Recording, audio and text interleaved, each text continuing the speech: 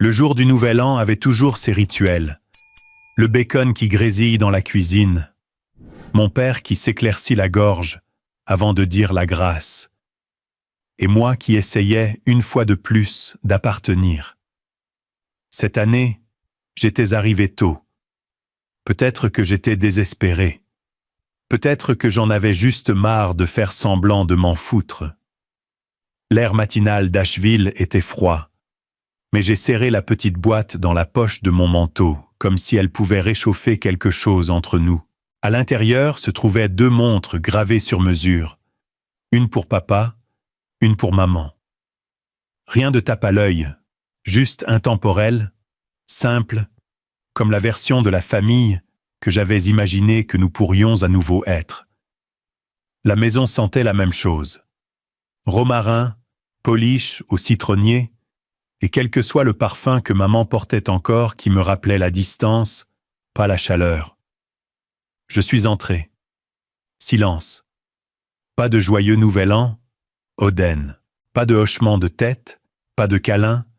Juste mon frère aîné, Nathan, déjà affalé près de la cheminée, avec un verre de mimosa à la main, souriant comme s'il connaissait un secret qu'il avait hâte de voir se dérouler.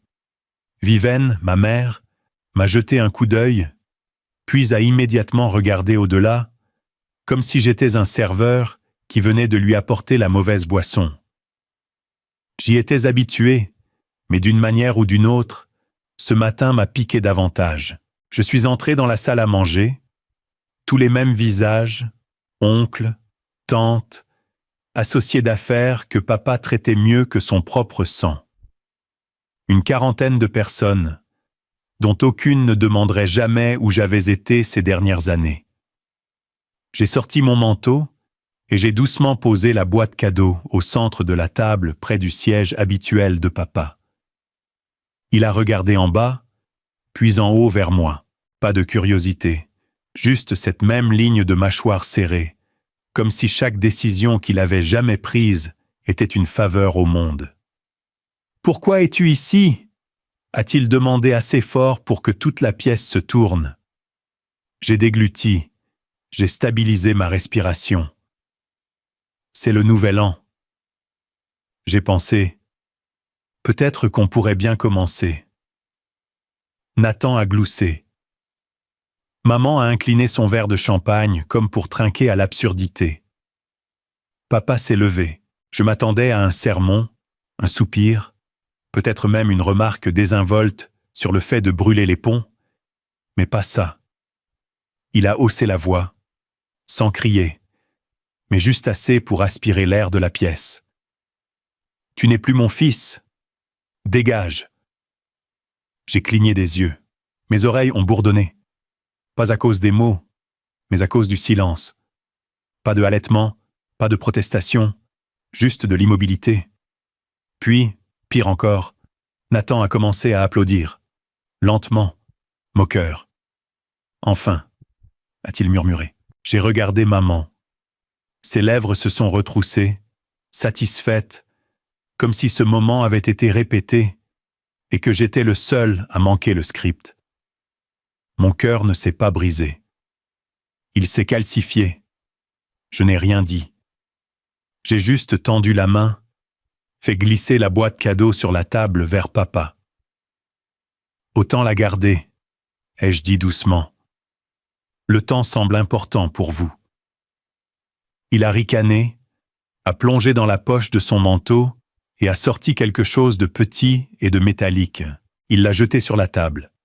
Il a heurté la boîte cadeau avec un cliquetis sourd et a glissé vers moi. « Prends ça. C'est la montre de poche de ton grand-père. Je ne veux rien de faible dans cette maison. » Je l'ai attrapée. Froide, lourde. Mes mains n'ont pas tremblé. Ma respiration n'a pas vacillé. Je me suis retourné, j'ai marché vers la porte d'entrée. Dehors, le soleil d'hiver était vif. J'ai sorti mon téléphone, trouvé le contact, et j'ai appuyé sur appel.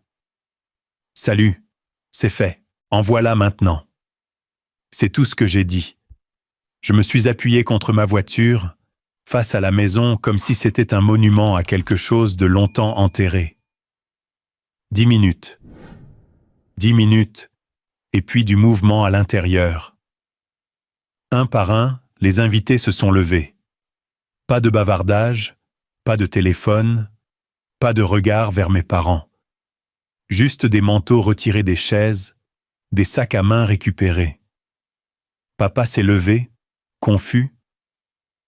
Que se passe-t-il? Les yeux de maman ont darté.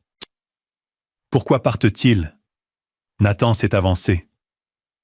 Oncle Rick, où vas-tu? Pas de réponse, juste du silence. Les chaises ont raclé, les talons ont tapé sur le parquet. 40 personnes sont sorties, me dépassant sans un mot. Certains ont hoché la tête, d'autres n'ont pas osé croiser mon regard. Tout ce que j'ai fait, c'est de rester immobile. Et eux, chacun d'eux, ont quitté cette maison. Papa les a suivis jusqu'à la porte, mais personne n'a regardé en arrière. Il s'est retourné vers moi, furieux. « Qu'est-ce que tu as fait ?» Je n'ai pas répondu. J'ai juste mis la montre en argent dans ma poche et je suis monté dans ma voiture. En m'éloignant, je n'ai pas pris la peine de vérifier le rétroviseur. Cette maison a abrité mon enfance. Aujourd'hui, elle a abrité ma clôture. Je n'ai pas regardé en arrière, mais le silence derrière moi disait tout. Le trajet de retour vers Charlotte m'a paru plus long que d'habitude.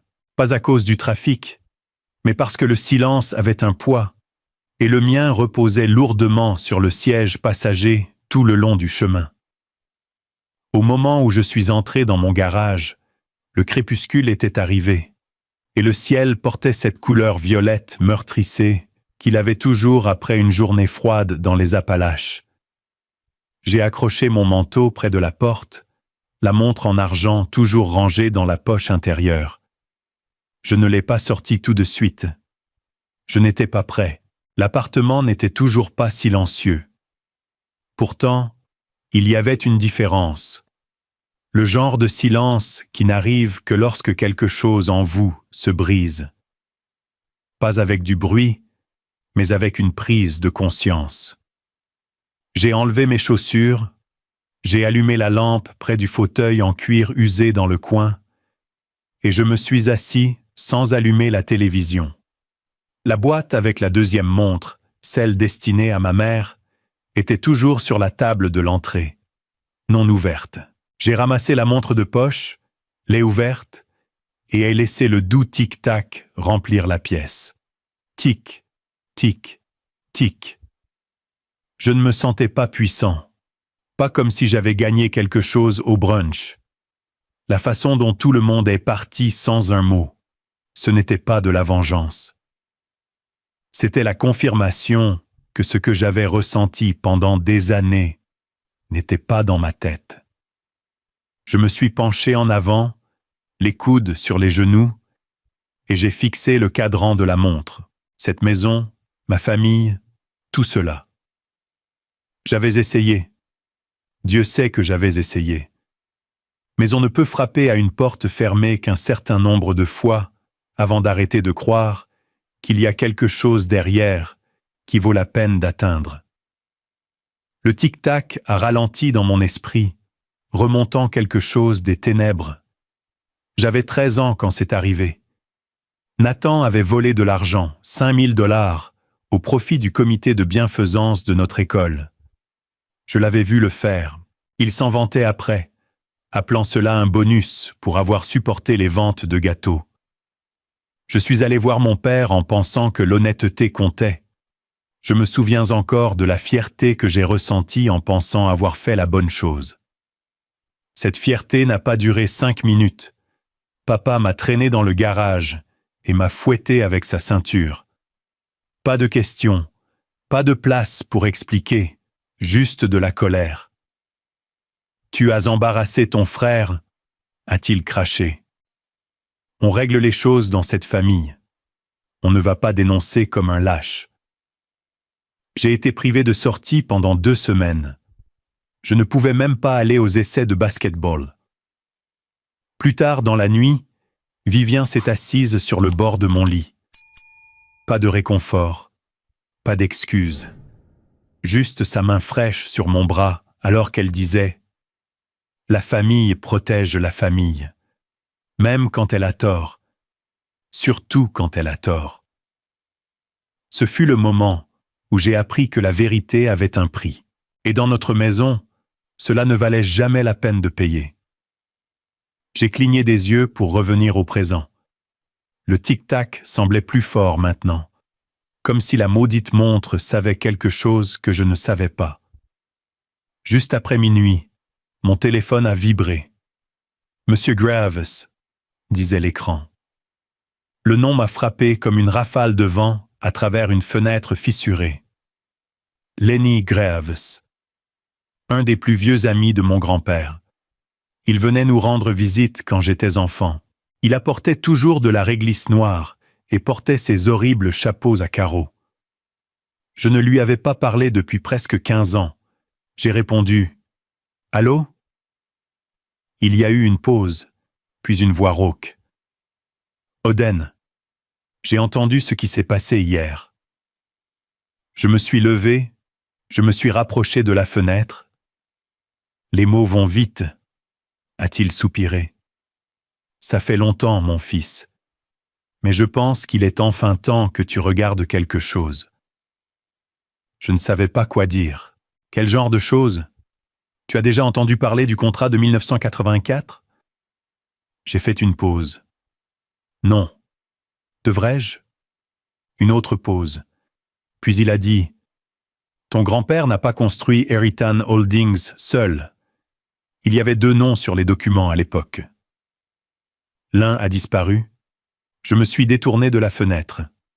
« Pourquoi me dites-vous cela maintenant? » Parce que j'ai gardé mon silence assez longtemps, et parce que Charles et Vivien se sont assurés que tu ne saches jamais quel nom était censé être sur cet acte.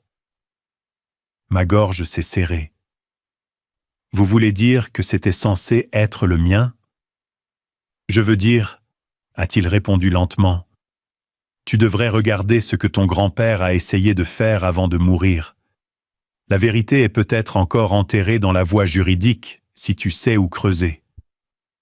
Et sur ce, il a raccroché.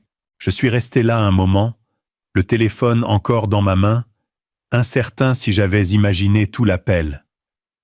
Puis je me suis dirigé vers la petite boîte en bois que je gardais dans le placard, où je stockais tous les documents d'hospice de la dernière année de mon grand-père. Je n'y avais pas touché depuis un moment. Ça sentait la poussière et le cèdre. Je l'ai sorti, posé sur le sol, et j'ai commencé à fouiller dans les dossiers médicaux, les déclarations d'assurance, son testament, qui avait bien sûr été lu et détruit par Charles des années auparavant, sous prétexte de simplifier le processus. Près du fond, j'ai trouvé quelque chose que je ne me souvenais pas avoir remarqué auparavant. Une enveloppe délavée avec mon nom dessus, Oden, écrite dans l'écriture hachurée en majuscules de mon grand-père. À l'intérieur, une seule feuille de papier, pas de lettres, pas d'explication, juste une note. Heritan Holdings, Fondation 1984. C, classeur, tiroir du haut, dossier noir. J'ai regardé vers mon bureau. Tiroir du haut, le même où je gardais la montre de poche qui tic-tac à côté de moi maintenant. Je ne l'ai pas ouverte tout de suite. Au lieu de cela, j'ai remonté doucement la montre. J'ai réglé l'heure pour qu'elle corresponde aux chiffres lumineux de l'horloge murale. Tu devrais fonctionner à la vérité cette fois, ai-je murmuré, presque sans m'en rendre compte. J'ai regardé autour de la pièce. Ma chambre, pas la leur, la mienne. Et pour la première fois depuis des années, j'ai senti l'éveil de quelque chose que je croyais avoir enterré il y a bien longtemps. Pas de la colère, pas de la vengeance, mais un but. Cette nuit-là, j'ai regardé le dossier intitulé Heritan Holdings, Fondation. Je n'y avais jamais touché auparavant. J'avais peur de ce que j'allais trouver. Au bord du lit, le dossier sur mes genoux. Pendant longtemps, je ne l'ai pas ouvert. Je me contentais de regarder la couverture. Simple, noir, les mots Heriton Holdings, Fondation, tapés proprement sur une étiquette délavée. Le genre de choses que l'on pourrait prendre pour rien. Mais je savais mieux maintenant. Les choses qui semblent n'être rien dans ma famille portaient toujours du poids. Il était presque 11 ans du matin quand je l'ai finalement ouvert. À l'intérieur se trouvaient les dépôts originaux de 1984. Documents de partenariat, déclaration de fiducie, lettres tapées entre avocats. À première vue, tout semblait ordinaire. Puis je l'ai vu. Page 3, paragraphe 7. Une clause de fiducie décrivant les droits des bénéficiaires à bénéficier de tous les descendants de sang direct de Gerald W. Heriton en tant que cofondateur pour la perpétuation de l'héritage familial. J'ai retracé les mots avec mon doigt. Là, griffonné en encre noire qui s'est estompée sous la clause, il y avait une liste de noms. Le mien en faisait partie. Odin et Rodin. Puis dans un autre document daté de 1999, même clause, même format, mais cette fois, mon nom avait été rayé à l'encre rouge. Pas effacé, pas manquant, rayé délibérément. Ma poitrine s'est serrée, il n'y avait pas de signature à côté de la radiation. Pas de note, mais le calendrier était clair. La date, 5 semaines après les funérailles de mon grand-père. C'était le même mois où j'avais été rappelé à l'école plus tôt. Charles m'avait dit que les adultes avaient des affaires à régler. J'avais 17 ans, encore assez idiot pour penser que cela signifiait quelque chose de respectueux. Dès le milieu de la matinée, je n'avais quasiment pas dormi.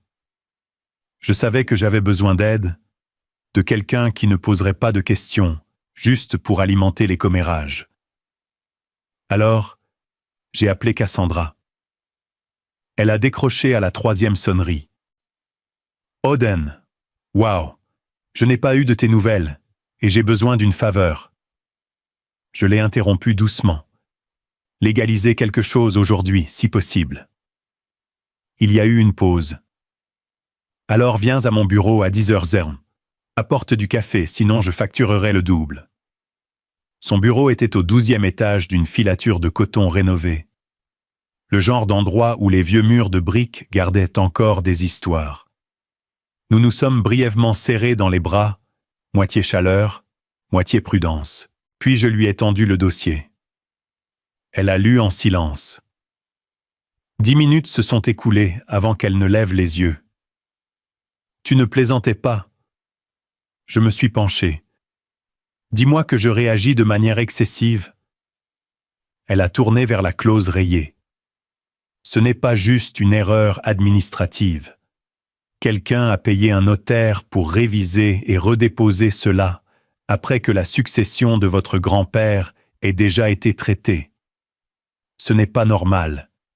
C'est manipulateur au mieux, limite frauduleux au pire.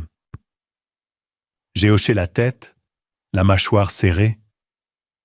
Pouvons-nous prouver qu'il a fait? Si nous citons en justice le cabinet d'avocats indiqué ici, peut-être. Mais cela fera du bruit. Cela pourrait rouvrir la succession, potentiellement contester toute la structure de la fiducie de l'entreprise si cette clause est fondamentale. Et si c'est le cas, elle m'a lancé un long regard mesuré. Alors, Heriton Holdings n'a jamais été légalement leur propriété, pas entièrement. J'ai expiré lentement et vivement. Elle a remarqué la montre en argent sur le bord de la poche de mon manteau et a souri faiblement. Elle tic-tic toujours, hein? Certaines choses n'étaient non pas censées être enterrées. J'ai regardé. Non, ai-je dit, la voix sèche. Mais quelqu'un a bien essayé. Alors que je me levais pour partir, Cassandra a touché mon bras. Quoi que tu fasses ensuite, documente tout. Ce n'est plus juste un drame familial. C'est du domaine juridique. J'ai quitté son bureau avec le dossier sous mon bras, marchant lentement, presque sans but. Il avait commencé à pleuvoir pendant que j'étais à l'intérieur. La ligne d'horizon de Charlotte était légèrement floue à travers la pluie légère. J'ai passé le coin de la boulangerie sur Mint Street. Une affiche dans la vitrine montrait Nathan souriant, les bras croisés sous une bannière. Fier sponsor exécutif, Heriton Holdings. Je n'ai pas arrêté de marcher, mais ma prise sur le dossier s'est resserrée si fort que les bords se sont pliés sous ma paume. La pluie est devenue froide, et je me suis souvenu de quelque chose auquel je n'avais pas pensé depuis des années. Après les funérailles de papy, Charles m'avait dit d'attendre sur le porche arrière. Je suis resté là pendant des heures, écoutant à travers les fenêtres craquelées, alors que des voix résonnaient du bureau. Mon nom a été mentionné. À un moment donné, j'ai vu de la fumée s'échapper de la cheminée. Charles et Nathan avaient allumé un feu à l'intérieur. Quand j'ai finalement trouvé le courage de jeter un coup d'œil par la fenêtre, Charles jetait des papiers dans les flammes un par un. J'ai frappé à la porte. Vivien l'a ouverte d'un demi-pouce et a dit « Pas maintenant. Va aider à faire la vaisselle. » Je ne suis plus jamais retourné dans ce bureau. Rétrospectivement, j'aurais dû le savoir. On ne brûle pas des documents à moins qu'ils ne contiennent quelque chose qui mérite d'être caché. J'ai tourné au coin de ma rue. La pluie n'avait pas cessé. Je bougeais plus vite maintenant, plus assuré, comme si mon corps rattrapait ce que mon esprit acceptait à peine. Il ne m'avait pas seulement exclu, il l'avait fait avec intention, avec effort, avec silence. Il m'avait regardé dans les yeux à chaque fête, à chaque réunion, à chaque dîner trimestriel, et avait souri, sachant très bien qu'il m'avait volé quelque chose que je ne savais même pas être le mien. De retour à l'intérieur, j'ai accroché ma veste, posé le dossier sur le comptoir de la cuisine et me suis versé un verre d'eau. Je ne me suis pas assis, je ne pouvais pas. Je ne pleurais pas l'argent. Je n'étais pas en colère à cause des pourcentages d'actions ou des titres de société. Je pleurais le mensonge, les années que j'avais perdues, pensant que je les avais déçus, alors qu'en vérité, ils m'avaient effacé bien avant que j'aie eu une chance. Cette nuit-là, je n'ai pas dormi parce qu'à 7h45, j'allais retourner à l'endroit qu'ils avaient construit et leur rappeler qui avait aidé à le construire. L'air matinal était vif alors que je sortais du taxi. Je n'avais pas dormi, mais je ne me sentais pas fatigué, juste stable, clair. Le siège social se dressait devant moi, vert et acier poli comme la fierté elle-même. Je n'avais pas mis les pieds ici depuis plus d'1 an. Pas depuis que Charles s'était assuré que les invitations cessaient d'arriver. Mais aujourd'hui, je n'attendais pas la permission. À l'intérieur du hall, la réceptionniste a levé les yeux de son bureau et s'est figée. « Monsieur Oden, vous n'êtes pas sur la liste. » Je lui ai adressé un sourire calme. « Ils voudront me voir. » Elle a fouillé le téléphone, clairement incertaine si elle devait appeler la sécurité ou la salle du conseil. Je ne me suis pas arrêté pour clarifier. Je connaissais le chemin. Les portes de l'ascenseur se sont ouvertes et je suis entré dans un couloir que je connaissais par cœur autrefois. Des peintures familières tapissaient toujours les murs. Des paysages qui ne signifiaient jamais rien pour moi. Ce qui importait maintenant, c'était ce qui attendait au bout de ce couloir, la salle du conseil. La lourde porte en chêne était fermée. J'ai marqué une pause 1 seconde, j'ai ajusté le dossier sous mon bras et je l'ai ouverte sans frapper. À l'intérieur, Charles était en pleine présentation, des diapositives projetées sur le mur du fond, des puces décrivant les partenariats stratégiques et les initiatives du prochain trimestre. Viviane était assise près du fond, les jambes croisées, les yeux vifs. Nathan a levé les yeux de son téléphone, puis a rapidement baissé à nouveau. Charles a arrêté de parler. La pièce est tombée dans le silence. « Bonjour », ai-je dit, entrant lentement. « Désolé de vous interrompre. » Quelques têtes se sont tournées. Certains visages ont marqué la confusion. Quelques-uns la reconnaissance. Je suis arrivé à la table, j'ai posé le dossier à plat devant moi et j'ai regardé directement Charles. Il s'agit de la fiducie de mon grand-père. Les documents originaux avant que quiconque n'apporte des modifications.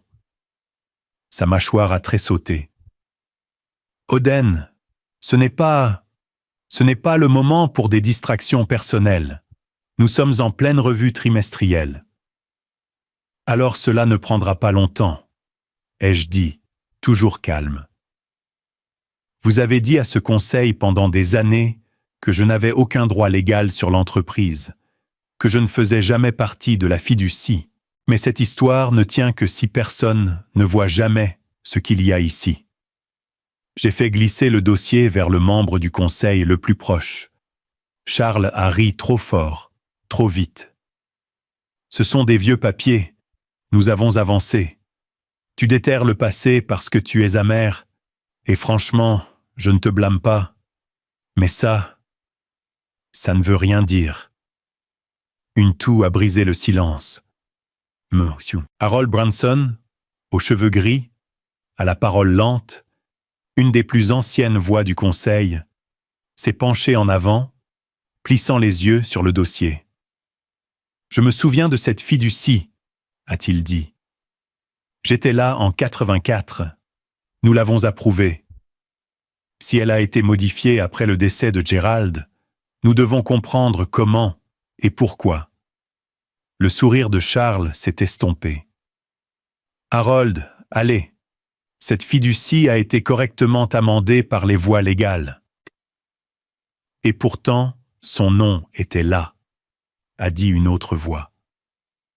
Linda, une nouvelle membre du conseil réputée pour poser les questions que d'autres évitaient. La prétention que vous nous avez faite qu'Odin n'avait aucun statut était basée sur une version déjà modifiée? Le silence s'est étiré juste une seconde trop longtemps. Vivien s'est légèrement déplacé sur son siège. Charles a ouvert la bouche, puis l'a refermée. La conversation a basculé rapidement. Un membre du conseil a parcouru les documents. Un autre a murmuré quelque chose au conseiller juridique assis au bout de la table. La tension montait comme la chaleur du pavé. Charles a essayé de rediriger. Cette réunion ne porte pas sur les vieilles fiducies. Nous avons des livrables, des objectifs. Non, a interrompu doucement M. Branson. Cette réunion porte maintenant sur la confiance. Point final. Je n'ai rien dit de plus. Je n'en avais pas besoin. Pendant la pause qui a suivi, les gens se sont dispersés dans le couloir. Je me suis tenu près de la fenêtre, regardant la ligne d'horizon. La ville s'étalait sous nous. Vert, mouvement, argent. Drôle comme ils ont construit cet endroit avec des fenêtres, mais ont passé des années à essayer de garder les choses cachées. J'ai entendu ses talons avant de la voir. Vivien s'est approchée, une tasse à café en carton à la main. Elle s'est tenue à côté de moi, les yeux toujours fixés sur la ville. « Tu penses que ça te rend noble ?» a-t-elle dit doucement, sans me regarder, agitant du vieux papier comme si cela réécrivait l'histoire. « Non, ai-je répondu. Mais cela rappelle aux gens que l'histoire a été écrite avec intention, et parfois avec fraude. » Son expression n'a pas vacillé. Ne confonds pas le sentiment avec le droit à, Oden. Je me suis tourné vers elle. Ne confonds pas le silence avec la faiblesse. Nous nous sommes regardés, pas de recul, pas de clignement des yeux, juste 30 secondes de guerre tacite. Puis, elle est partie. De retour dans la salle du conseil, Charles avait repris le contrôle, mais l'énergie était différente. Moins de certitude, plus de regards furtifs. La graine avait été plantée, et qu'ils l'admettent ou non, ils savaient tous que quelque chose avait changé. J'ai attendu la fin de la session, puis j'ai récupéré mon dossier et je suis sorti par où j'étais entré. Personne ne m'a arrêté. Alors que les portes de l'ascenseur se fermaient loin derrière moi, je ne me sentais pas satisfait. Pas encore. Mais j'ai ressenti autre chose. Une direction. Il ne s'agissait plus de récupérer ce qui était à moi. Il s'agissait de s'assurer qu'il ne puisse plus jamais rien prendre à personne d'autre. Discrètement, légalement, sans honte, jamais plus. Alors que je remontais dans l'ascenseur, je savais ce que je devais faire ensuite, et cela n'impliquerait pas un seul mot. J'ai descendu l'ascenseur, sans appuyer sur aucun bouton. Je suis juste resté là, les mains dans mes poches, les yeux fixés sur mon reflet dans le métal poli. J'avais l'air calme à l'extérieur. À l'intérieur, mes pensées bougeaient comme une tempête lente, remontant des souvenirs que je n'avais pas voulu affronter depuis des années.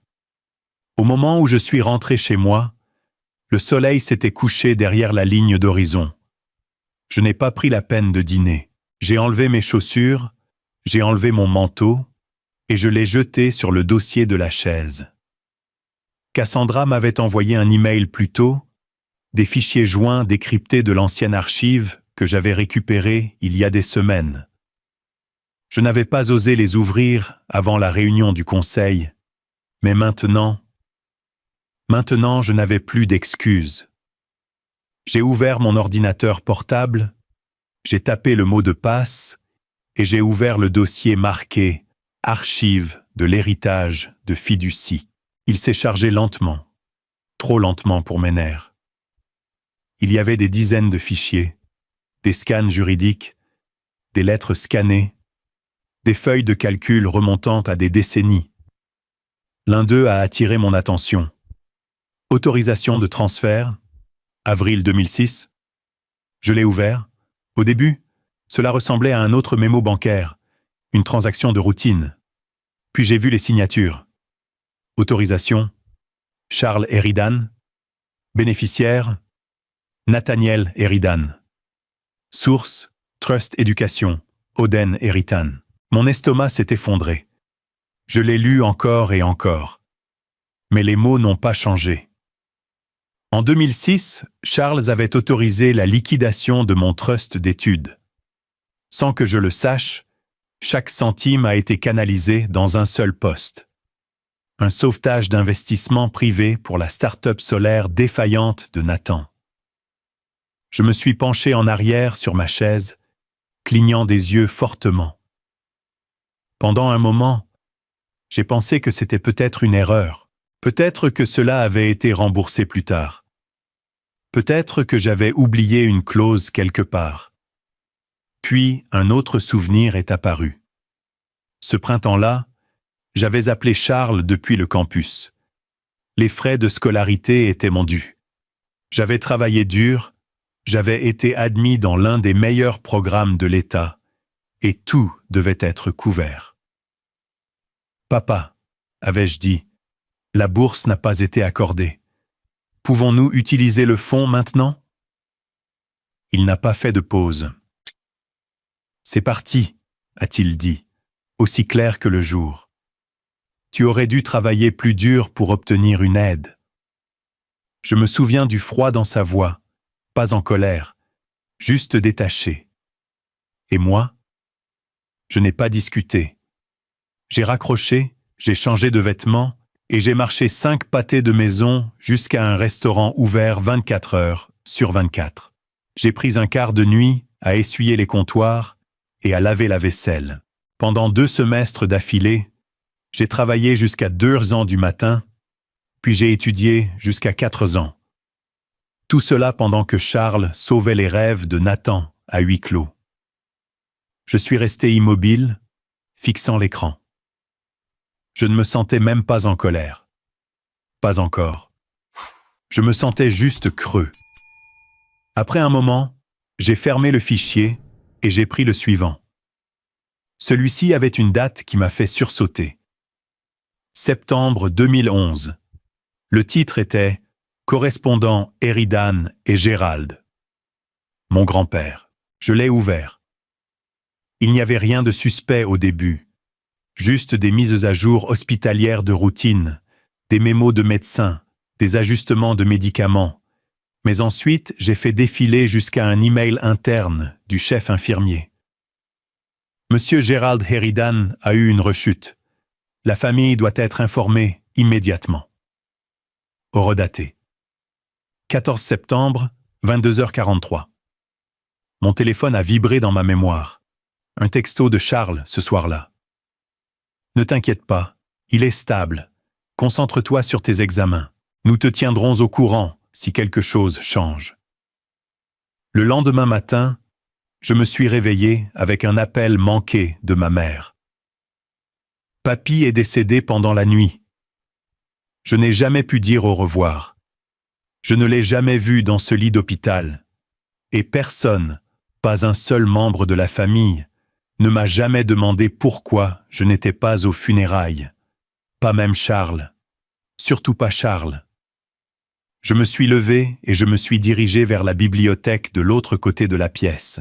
Cachée dans une petite boîte en bois, se trouvait une montre de poche en argent. Papy me l'avait donnée quand j'avais 15 ans.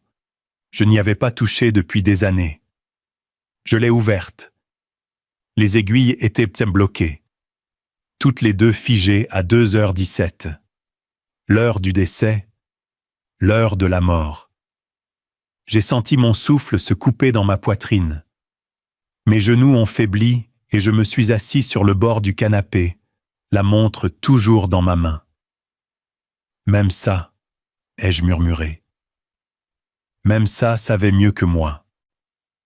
Le chagrin venait par vagues, pas bruyant, pas en colère, juste tranchant et profond. Le genre qui vous fait sentir que vous avez perdu plus qu'une personne. Vous aviez perdu une version de vous-même qui avait confiance. Il avait fait confiance à Charles pour m'appeler, et j'avais fait confiance à Charles pour dire la vérité. J'ai regardé le cadre photo sur mon bureau, une photo de moi et de Papy en train de pêcher au lac Fontana. J'avais 10 ans. Il m'apprenait à lancer sans emmêler la ligne. Je lui avais demandé pourquoi nous n'utilisions pas simplement l'un de ces bateaux à moteur comme tout le monde. Parce que quand tu bouges lentement, avait-il dit, tu vois des choses que les autres ratent. Cet homme avait élevé Charles. Mais quelque part en chemin, quelque chose chez Charles s'est tordu. Il ne détruisait pas les gens, pas directement. Il faisait pire. Il te rendait invisible. Il effaçait ta place dans des moments qui comptaient. Discrètement, de façon permanente, j'ai fermé l'ordinateur portable, j'ai posé doucement la montre dans sa boîte. Je n'avais pas envie de me battre ce soir. Je n'avais pas envie de faire de stratégie. Pour la première fois depuis des années, je ne voulais pas de vengeance. Je voulais juste la vérité.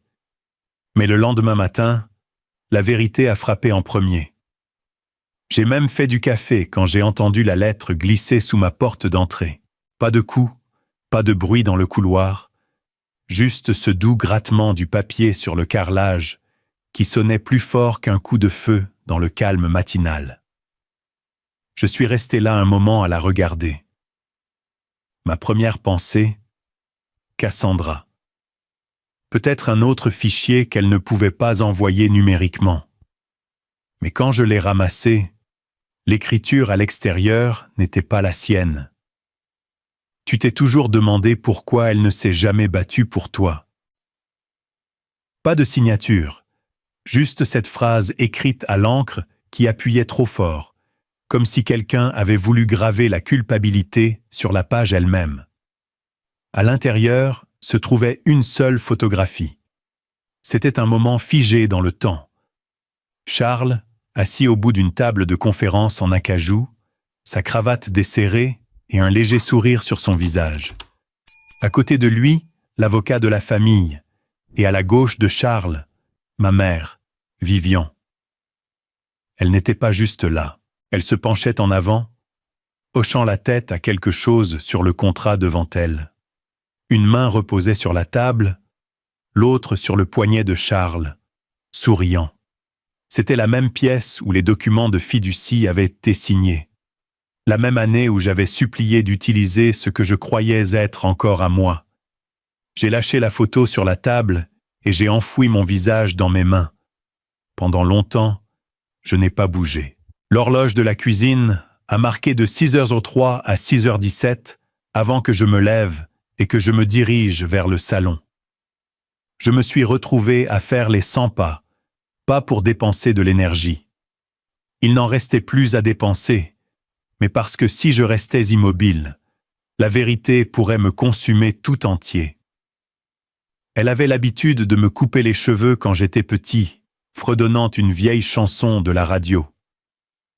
Elle avait l'habitude de me dire « Tu vois des choses chez les gens que les autres ratent. » À l'époque, je la croyais, mais maintenant je la voyais clairement. Elle ne m'avait pas protégé. Elle ne s'était pas battue pour moi. Elle avait juste adouci le coup pour que je ne regarde pas trop près les bleus. J'ai murmuré à voix haute à personne. Elle ne m'a pas protégé. Elle s'est juste assurée que cela ne laisse pas de cicatrices visibles. Ce n'était pas de la colère exactement. C'était du chagrin. Du chagrin pour une version d'elle qui n'avait jamais vraiment existé. Je n'ai pas changé de vêtements. J'ai juste attrapé mes clés, j'ai enfilé un manteau et je suis sorti. Au moment où j'ai atteint le domaine Eridan, le ciel était à nouveau sombre. Charlotte était calme la nuit, les rues lavées de lumière ambrée, comme si elle faisait semblant que le passé ne pouvait pas vous trouver ici. Mais il m'avait déjà trouvé. En fait, il avait laissé une clé sous le paillasson. Le portail latéral utilisait toujours le même code à 4 chiffres, mon anniversaire d'enfance. Charles n'a jamais pris la peine de le changer. Il pensait probablement que je ne reviendrais jamais. J'ai traversé la cour arrière sans allumer de lumière. L'aile était sombre, à l'exception de la douce lueur du panneau de sécurité près du garage. J'ai composé le code, attendu le clignotement vert, et je suis entré. La maison sentait la même chose. Vieux bois, cuir et quelque chose de floral, probablement le désodorisant que le personnel de nettoyage utilisait encore. Les archives se trouvaient au bout du couloir est, derrière ce qui était autrefois la salle de billard. Elle avait un système de verrouillage par clavier. Maintenant, c'était un panneau intelligent. J'ai sorti la clé USB de Cassandra, j'ai chargé l'override d'accès qu'elle m'avait donné, et après 10 secondes de bip, la porte s'est ouverte. La pièce était froide, l'air semblait immobile, comme si même le temps s'était arrêté ici. Des classeurs métalliques longeaient le mur de gauche. Sur la droite, des étagères d'albums photos, des boîtes VHS scotchées et des cassettes étiquetées en marron. J'ai commencé à scanner, et voilà. Notes audio, planification successorale, 2004-2008. Un petit enregistreur à bande était toujours à proximité, poussiéreux mais branché. J'ai inséré la bande marquée mai 2007 et j'ai appuyé sur lecture. Elle a craché pendant 1 seconde, puis une voix familière a rempli la pièce. C'est Gérald Héritain, le 17 mai 2007. Note sur la transition successorale en cours. Mon souffle s'est coupé. Sa voix. Dieu, je n'avais pas entendu ça depuis des années. Ce n'était pas seulement les mots, c'était la chaleur, la certitude, le poids d'un homme qui dirigeait autrefois 3 entreprises et qui prenait encore le temps de m'emmener à l'école quand Charles était trop occupé. Je ne suis pas sûr que Charles pense encore à la famille, a dit Papy lentement. Je lui ai demandé de ralentir la consolidation de la fiducie, mais je n'aime pas ses réponses. Je veux qu'Oden voie les chiffres quand il sera majeur. Ne les laissez pas l'exclure. Je me suis penché en avant, les yeux fixés sur les bobines qui tournaient. Puis une pause et une voix que je ne m'attendais pas. Viven dit de ne pas m'inquiéter, mais son silence m'inquiète plus que les mots de Charles. J'ai arrêté la bande. La pièce est tombée dans un silence complet.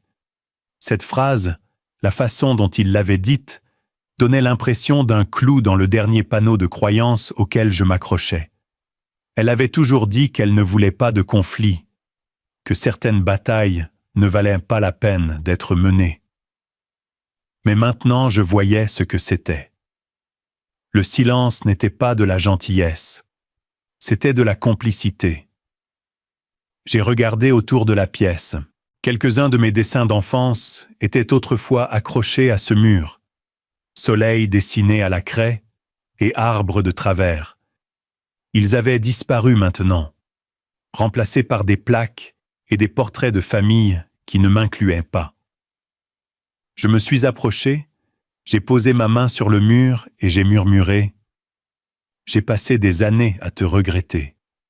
Il s'avère que tu es parti bien avant moi. » Puis, sans y penser, j'ai atteint la poche de mon manteau et j'ai sorti la montre en argent. Je ne l'avais pas remontée depuis des années. Elle ne fonctionnait plus depuis le décès de Papy. Mais ce soir, je l'ai remontée. 3 clics. Puis la trotteuse s'est mise en mouvement. Si je ne peux pas changer le passé, ai-je dit doucement, en la posant sur une pile de livres de contes poussiéreux. Peut-être que je peux l'empêcher de se répéter.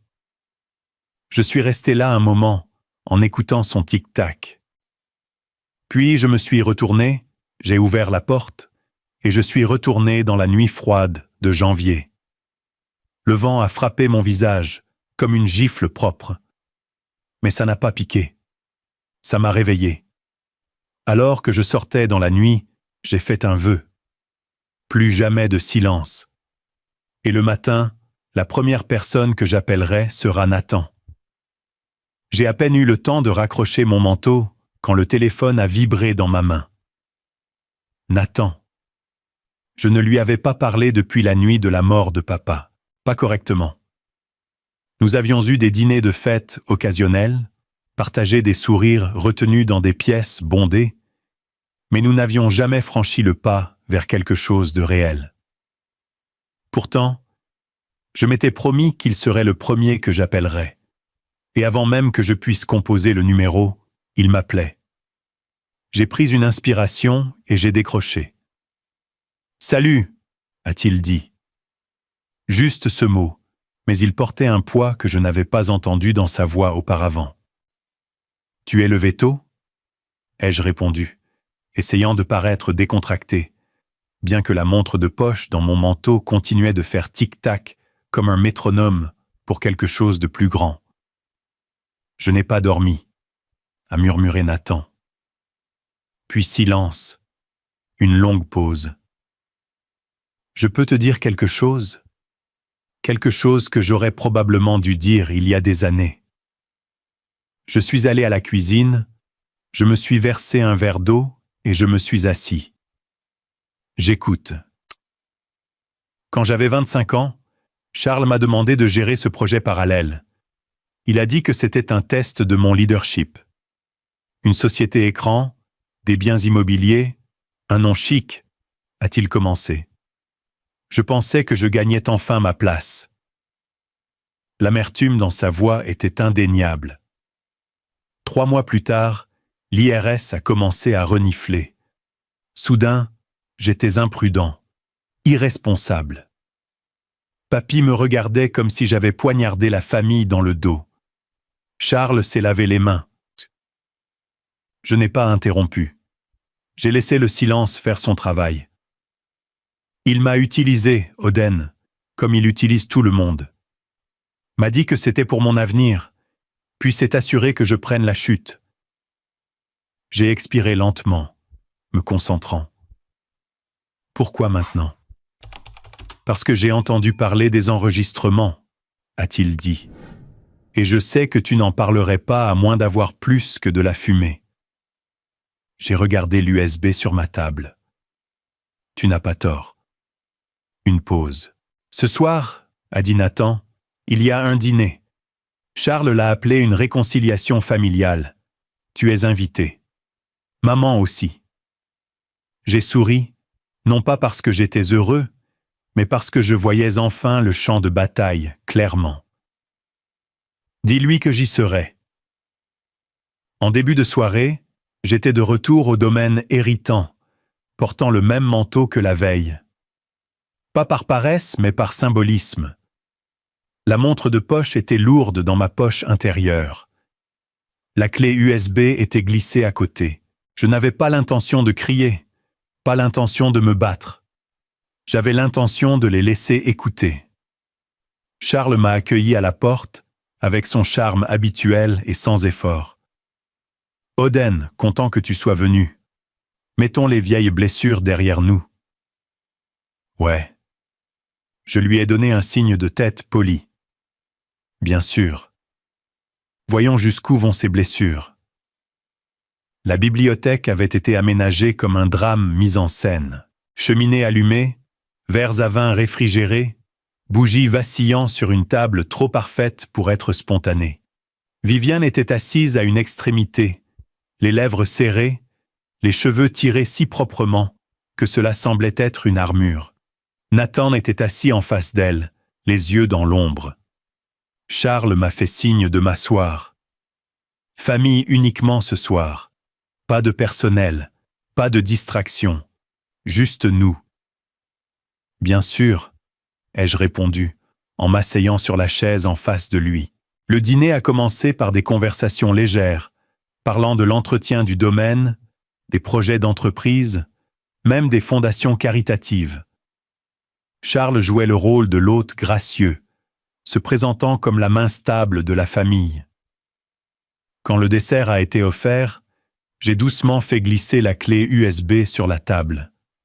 Le son qu'elle a fait contre le bois poli a arrêté chaque fourchette en mouvement. Je me suis dit, ai-je dit calmement, si on parle d'héritage, on devrait inclure la voix de papy. Ça, c'est un enregistrement de mai 2007. Ses propres mots. Les yeux de Viviane ont darté. Elle n'a pas parlé. Nathan a baissé les yeux sur sa serviette.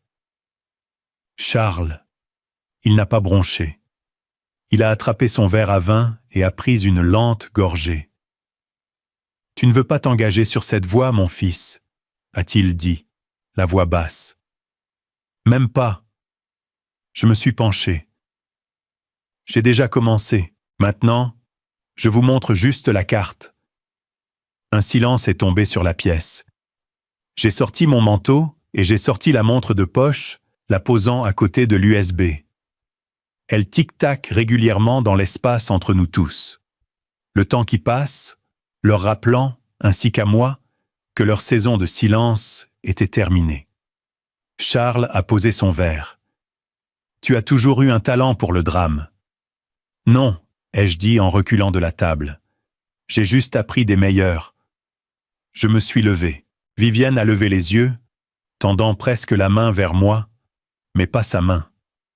Et cela m'a tout dit. Nathan n'a pas bougé. J'ai laissé l'USB là. Je ne l'ai pas joué. Je n'ai pas menacé davantage. Je l'ai juste laissé comme une carte retournée. Une promesse de ce qui allait venir. Pas un avertissement. Une déclaration.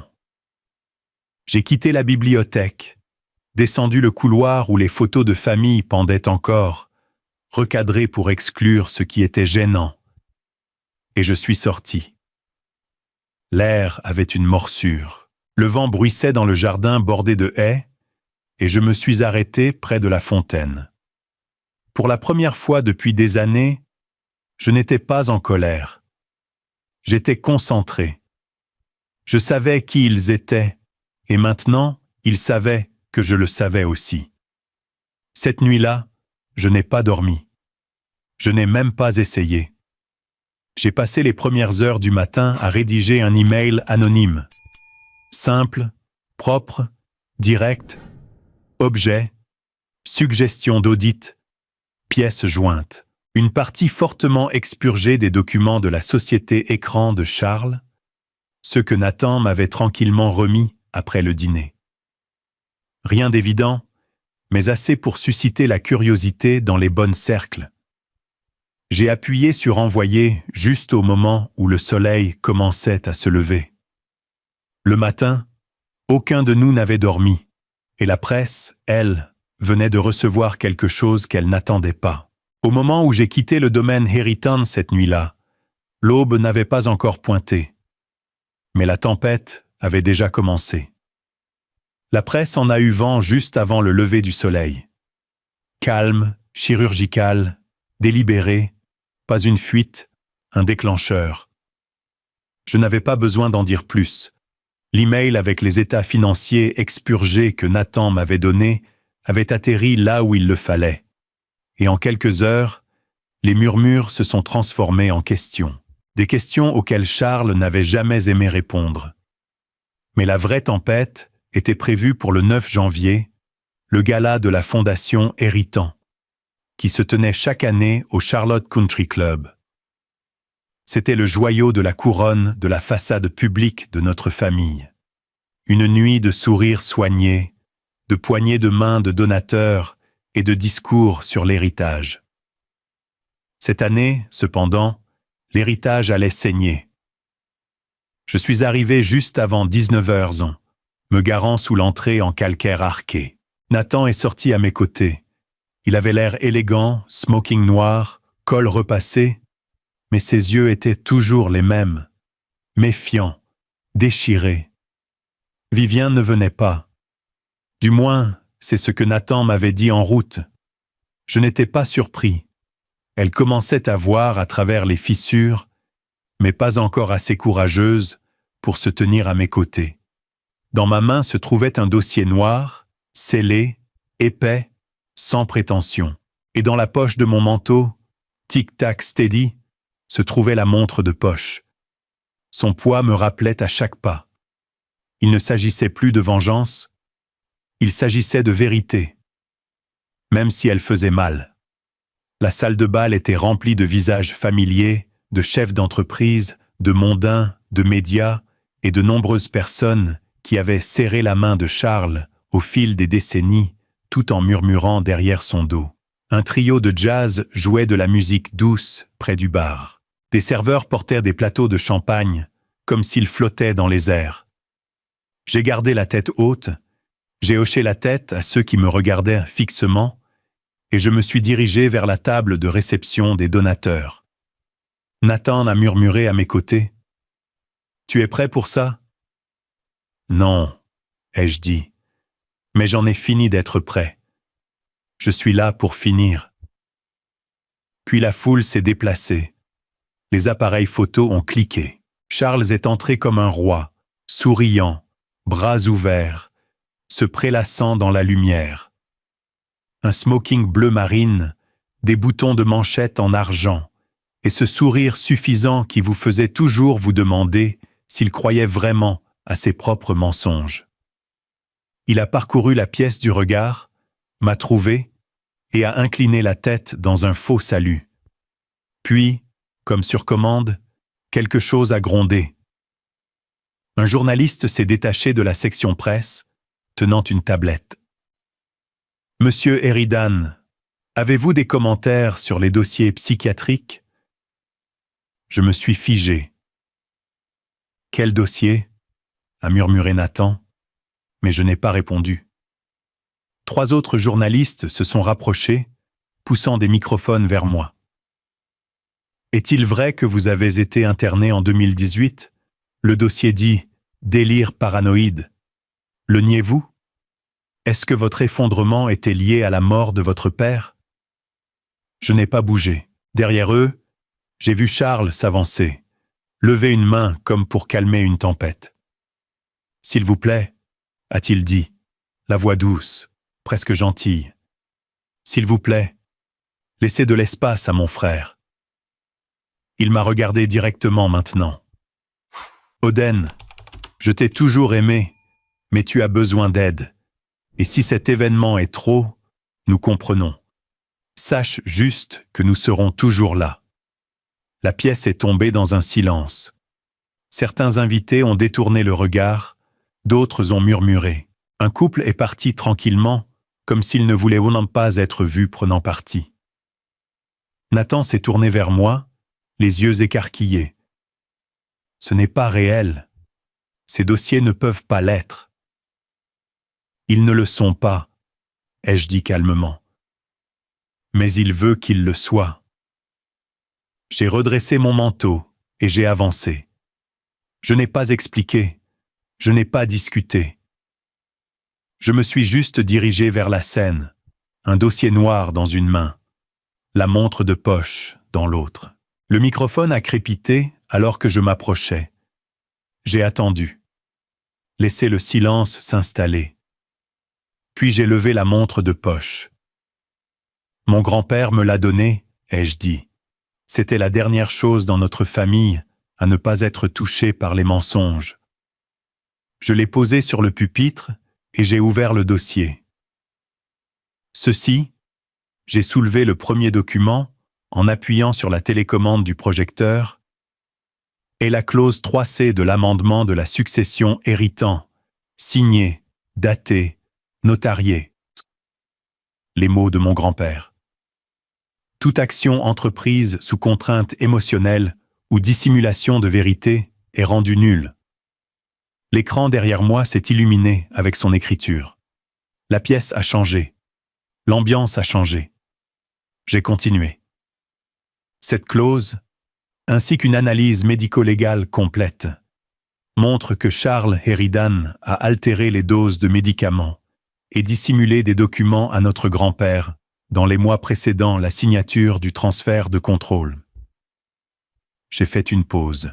Laissez cela assimiler. Halètement, murmure. Un homme a laissé tomber son verre de champagne. Et si je suis vraiment délirant, ai-je ajouté, demandez-vous, est-ce que je tiendrai ceci? J'ai tapé sur la montre. Tic, tic, tic. Puis je me suis éloigné du micro.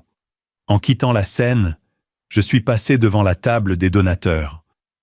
Je me suis penché vers l'un des plus gros contributeurs et j'ai dit calmement « Si j'étais vous, j'attendrais avant de rédiger des chèques. » Nathan s'est avancé derrière moi, a pris le micro, s'est éclairci la gorge. Je confirme chaque mot que mon frère a dit ce soir. Chaque mot. Puis il s'est retourné et m'a suivi hors de scène. Charles n'avait pas bougé. Il est resté là, immobile comme une statue. Le sourire confiant avait disparu, sa mâchoire serrée, ses yeux calculants, réalisant qu'il était mat et qu'il n'avait même pas vu l'échiquier. Les gens ont commencé à partir tranquillement. Pas de drame, juste une absence, celle qui parle plus fort que n'importe quel applaudissement. Plus tard dans la nuit, alors que le personnel du gala débarrassait les tables et que les lumières de la salle de bal diminuaient, je suis sorti sur le parking.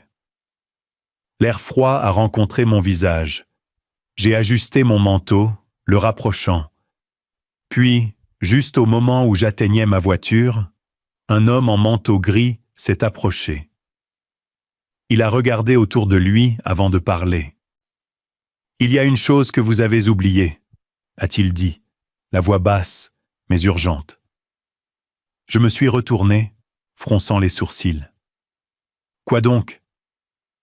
Il a atteint sa poche et m'a tendu une petite enveloppe. Charles n'a pas seulement altéré les dossiers, il a eu de l'aide. À l'intérieur, il y a un nom auquel vous ne vous attendrez pas.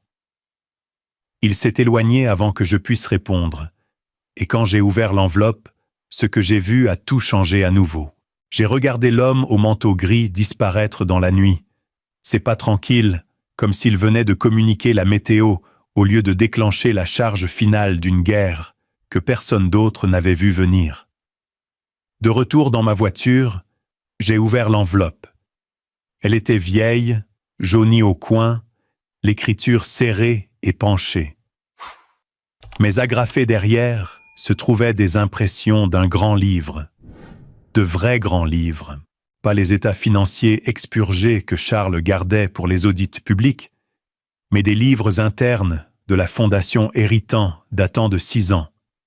Des noms, des virements, des chèques signés de mon nom et mon numéro de sécurité sociale. Je suis resté assis là longtemps, pas en colère, pas choqué, juste abasourdi par la simplicité. Tout ce temps, pendant que je chassais des symboles, des documents, des montres, des discours, il volait de la manière la plus ennuyeuse et silencieuse qui soit, dollar par dollar, une signature à la fois. La note de l'homme était courte. Il ne m'a jamais payé, et je meurs. Que quelqu'un d'honnête termine ça. Le lendemain matin, j'avais déjà contacté le bureau du procureur du district en utilisant une Dropbox cryptée propre. Pas de nom, juste les fichiers et un court message. Ce sont de vrais. Il a utilisé mon identité. Que la justice le trouve sans bruit. Je n'ai pas parlé à Nathan. Pas encore. Je n'étais pas sûr de pouvoir l'expliquer sans défaire quelque chose en moi. 2 jours plus tard, le 12 janvier, Charles a été arrêté. Pas de sirène, pas de journaliste, pas de cris, juste un SUV noir se garantissant dans le domaine héritant et 2 hommes en costume montant calmement l'allée en pierre. Il a ouvert la porte lui-même. Il n'a pas résisté, n'a pas parlé. Ils l'ont menotté gentiment, presque respectueusement. Un voisin m'a raconté tout ça. Je n'avais pas besoin d'être là. Cet après-midi-là, alors que le soleil d'hiver basculait bas sur les arbres, je me suis retrouvé à redescendre en voiture devant la vieille ferme. Pas sûr pourquoi jusqu'à ce que je la voie. Viviane, elle était assise seule sur le porche, son manteau serré autour de ses épaules, les jambes croisées, une main agrippant une tasse ébréchée. Ses yeux regardaient droit devant, pas moi, pas l'allée, juste dans un espace qu'elle seule pouvait voir. Je ne me suis pas approché. Je n'ai pas klaxonné. Je me suis juste garé de l'autre côté de la rue. Je suis resté dans le camion. Puis elle a dit doucement, assez doucement pour que je l'entende encore, bien que je ne sois pas sûr qu'elle sache même que j'étais là. Il a dit « Tu ne le découvriras jamais ». C'était tout. Pas d'excuses, pas de supplications, juste cette phrase. Et d'une manière étrange, c'était suffisant. Cette nuit-là, une lettre est arrivée. Pas d'adresse de retour, mais j'ai immédiatement reconnu l'écriture.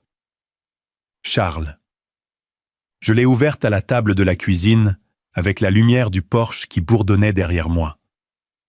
À l'intérieur, il a radoté, a blâmé les avocats, a blâmé Vivien, a blâmé moi, a affirmé qu'il avait toujours fait ce qui était le mieux pour la famille et que nous aurions pu régner sur cette ville ensemble si tu n'avais pas été si mou. Je ne l'ai pas fini. Je suis allé dans la cour arrière, j'ai allumé le feu de camp et je l'ai jeté dedans. Les flammes l'ont pris sans combattre. Nathan a appelé peu de temps après.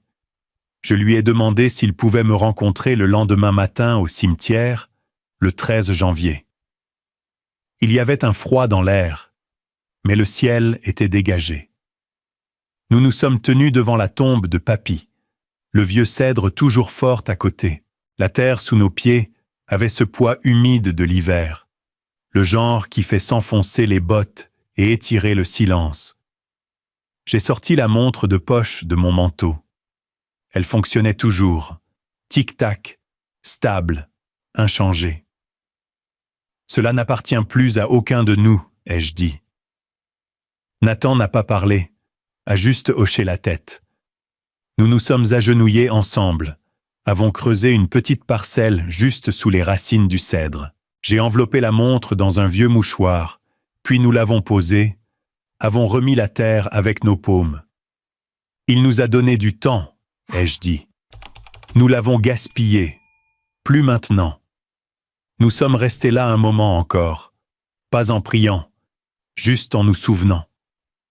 Ce soir-là, je me suis assis sur mon porche avec une tasse de café noir.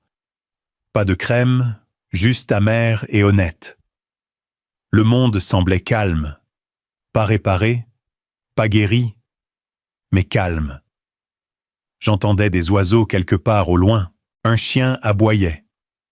De l'autre côté de la rue, des enfants faisaient du vélo comme si c'était un autre jeudi dans une ville qui ne se souciait pas des empires qui tombaient. Puis, une petite fille, peut-être 10 ans, a marché sur le trottoir avec un sac à dos presque plus grand qu'elle. Elle s'est arrêtée en me voyant.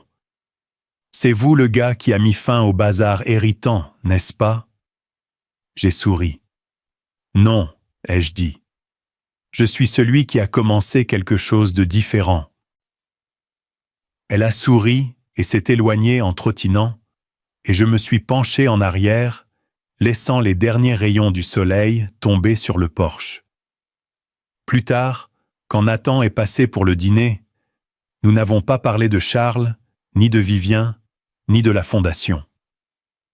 Nous nous sommes juste assis avec des assiettes de rôtis de porc et de haricots verts, regardant les informations jouer doucement en arrière-plan. Avant qu'ils ne partent, j'ai dit une dernière chose.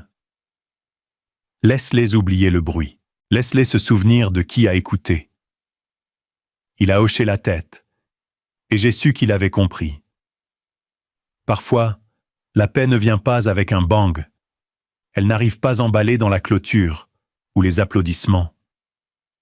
Parfois, c'est juste l'absence de chaos.